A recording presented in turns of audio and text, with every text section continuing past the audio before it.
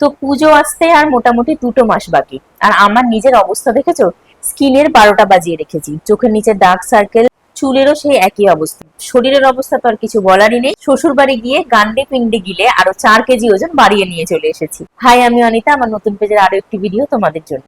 সত্যি বলতে কিছুদিন ধরে আমার নিউজ ফিডে কেউ স্যালন যাচ্ছে, কেউ পার্লার যাচ্ছে, আর আমি বাড়িতে বসে বসে দেখছি। সেই কবে যে স্কিনের একটু কেয়ার করেছিলাম আর হেয়ার কেয়ার করেছিলাম আমি নিজেও জানি না। কিন্তু সবাইকে দেখে ভাবলাম যে না, একটু হলেও নিজেকে গুছিয়ে নিতে হবে, না তো দুর্গাপূজায় কিন্তু আমাকে দেখতে খুবই খারাপ লাগে। এই জন্য ভাবলাম পুজোর আগে অন্য কারোর মতন হওয়ার চেষ্টা না করে নিজেকেই নিজের মতন করে একটু গুছিয়ে নিই। সেই থেকেই শুরু করছি আমার নতুন সিরিজ, পুজোর জন্য নিজেকে রেডি করছি ডে 1। এই চ্যালেঞ্জটা নিলে আমার প্রতিদিন কনসিস্টেন্সি থাকাও হবে, আর একটু হেয়ার কেয়ার আর স্কিন কেয়ারও হবে। এই সিরিজে প্রতিদিন নিজের জন্য অন্তত একটা করে ছোট্ট ভালো অভ্যাস অ্যাড করার চেষ্টা করব, যেটা আমি বিয়ের আগে করতাম বা প্রেগনেন্সির পরেও করেছি, যার জন্য আমার 75 থেকে 58 কেজিতে আমি আসতে পেরেছি।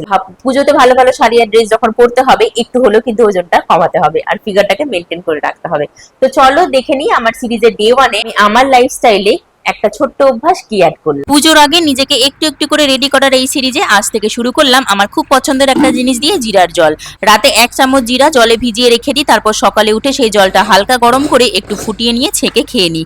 আমি জানি না এটাকে ম্যাজিক ড্রিঙ্ক বলা যায় কিনা, কিন্তু আমার ক্ষেত্রে এটা সত্যি ম্যাজিকের মতন কাজ করেছে। বিশেষ করে আমার ডাইজেশনের ক্ষেত্রে আমি অনেকটাই উপকার পেয়েছি। তাই ভাবলাম পুজোর আগে নিজেকে রেডি করার এই জার্নিতে এটাকেও আমার রুটিনে রাখি। তবে এটা কিন্তু 1-2 দিন করে ফল পাওয়ার আশা করো না। নিজের শরীরের সঙ্গে মানিয়ে গেলে নিয়মিত কিছুদিন অবশ্যই করে দেখো, ফল কিন্তু তোমরা অবশ্যই পাবে। পুজোর আগে নিজেকে একটু একটু করে বদলানোর এই জার্নিটাতে তোমরা আমার সঙ্গে আছো তো?